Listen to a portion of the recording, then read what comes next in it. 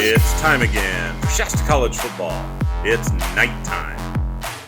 All right, welcome to nighttime. Aaron Williams here for Shasta County Sports. Coach Bryon Hamilton talked a little bit of Shasta College football, and you know, we were talking right before we started recording, Coach, that it's fun to win, isn't it? Oh, that's good. That's good. It's good it's fun to win. It's fun to win at home. It's fun to see your kids get rewarded for their hard work, and it was a good win for the program. It's always good to beat your rivals, and you know, Siskiyous and us go back over 60 years. So, it was a fun night for us.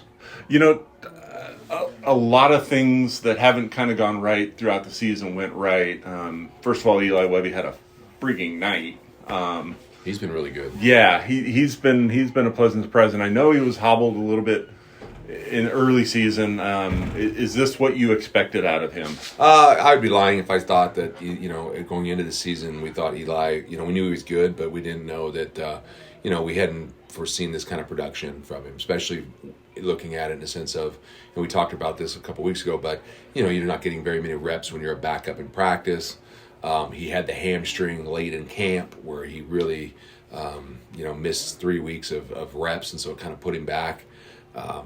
And then he sat the bench for, you know, 3 or 4 weeks until, well, I think he played in the COS game was the COS game, yeah, first game or whatever.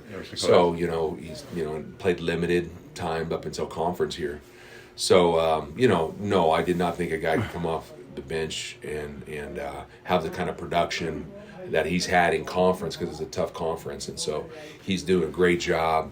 He's smart. He's got a great arm, and the bottom line is he's moving the team, and we're getting points and doing it the right way with him.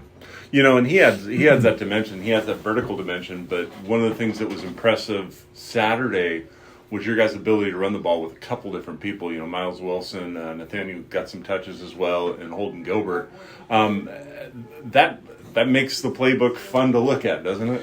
Yeah, and I think throughout, you know, my career as an offensive guy and now working with Dan over here, Coach Lewis, you know, I've always been one to be pretty balanced in how many guys touch the ball. We want to have a lot of people touch the football, because I think the more people you have to defend, the better. So it was nice after the game to look at how many. I think we had 7 guys catch footballs, and you know, and a host of them score. Yeah, a host of them score, and 4 or 5 guys run footballs, and yeah, and you mentioned Holden Gilbert. I mean, he was the best player on the field there as far as just his running with power and balance, and just a special night for him with over 200 all-purpose yards.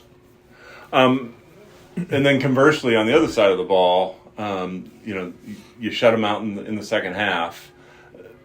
For a team that you know, you score 43 and lose, yeah, it's got to be nice to have that complement to the offense last week. I thought the defense, you know, gave up a long pass there in the second quarter, I think, for a touchdown, and after that, they pretty much shut them down. They did a nice job of putting pressure on the quarterback, of bending, not breaking on some of the pass stuff, and then you know, shutting down the run game, which is crucial, because then allows you to, you know, really you don't have to commit so many guys to the run and expose some passing stuff. So they did a really nice job defensively, and I was proud of our effort, and getting a shutout in the second half against your rival was fantastic. It's kind of what you've been looking for, to put all 3 phases of the game together, right? Absolutely. I mean, you know, every week's a tough game because our conference is tough, this division's tough, and in order to be successful in it, you've got to be able to kind of feed off each other. So the offense has to capitalize when the defense, you know, gets a 3 and out or a turnover, and you know, the defense has to, you know, make sure that they're stout and, you know, getting, you know, playing great defense when the offense is struggling. So you have to feed off each other and do well. And be on the same page at times, and we haven't done that very well throughout the year. Defense has played really well at times, and the offense has struggled, or vice versa. The offense has played really well, and the defense has struggled. So it was nice to see us put us both on the same page, both kind of pulling the rope in the same direction, and you know, it worked out where you look up at the end of the game, and offense has a big night, and defense has a great night. You know, that being said, the one thing that TJ and I both noticed during the broadcast was the 14 or 15 penalties, and you know, when you're riding a hot streak, you know, like here at the craps table, when you're riding a hot streak, yeah, one loss isn't one bad roll is not going to hurt you. If it's a tight game, though, those penalties kind of come back to haunt you, don't they? Yeah, we start off the game penalties, and I think we had 8 in the first quarter. So ended up with 15 or 16 or something like that. Yeah, you can't do that. I mean, and as a coach, you preach it in practice, you address it, and you can make guys run, you can pull guys out of games, you can do a lot of different things. At the end of the day, we as a program and as a team have to realize that those things hurt you, and it's hurt us this year. There's been times where we've gotten a chance to get off the football field and we've extended drives and things because of penalties. So it's something we need to clean up these last 2 weeks if we're going to win these games. Talk a little bit about Santa Rosa. Kind of similar record. I was looking at some stuff. About the same points allowed as points scored. Same with passing or total offense allowed and their total offense. I know they sling the ball though, right? They're balanced. They do a nice job. They're defensively. I think their personnel is really good, and their coaches do a great job over there. It's going to be a tough ball game, especially if the field's muddy and it takes away speed. We, as you saw on Saturday night, we like to get the ball in space to guys like Tyler and guys that can fly around. So if you can't do that because of the conditions in the field, then it becomes a battle in the trenches, which we're fine with that as well. We feel like we have some powerful backs and things, but they do a nice job of playing balance attack, getting you into low scoring.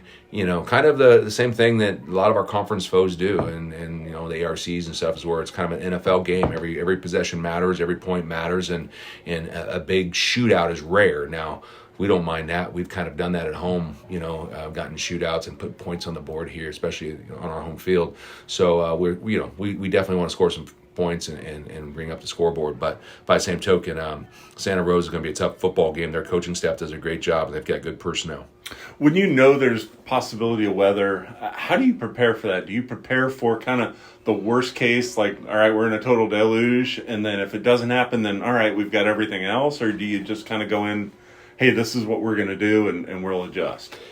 It's really difficult. And in what ways I say that because you just don't know what you're getting. You don't know how your quarterback can really throw it until he's in the rain, and we haven't had to do that. And so, we don't know what it'll be like Saturday. Hopefully, we'll get lucky and it'll be good. And the field got a big crowd on it, and it does a nice job of staying playable to an extent.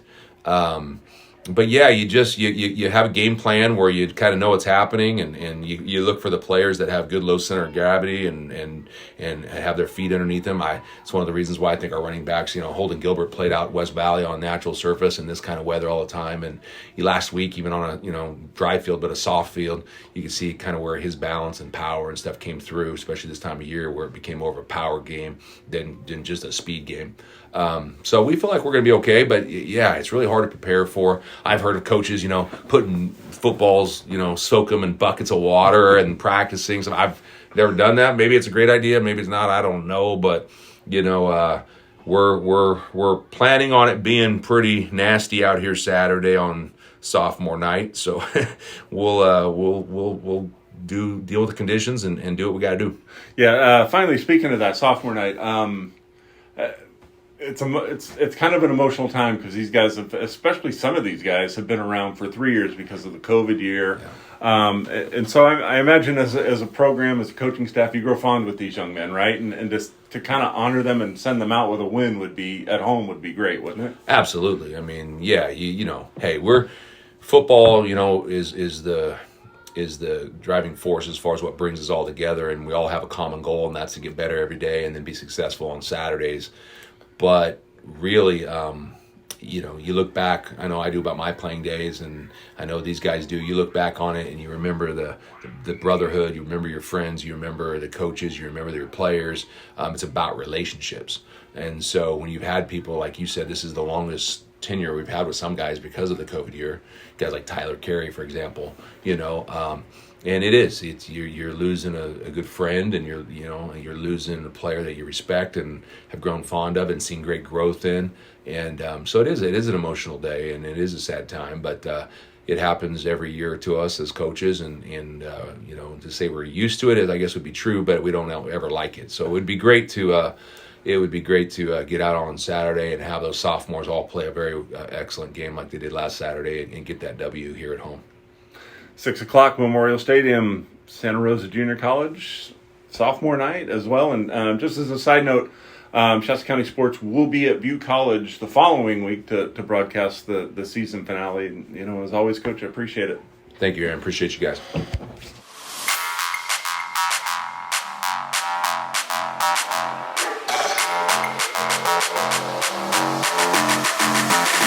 You've been listening to Nighttime with Bryon Hamilton. I'm Aaron Williams for Shasta County Sports.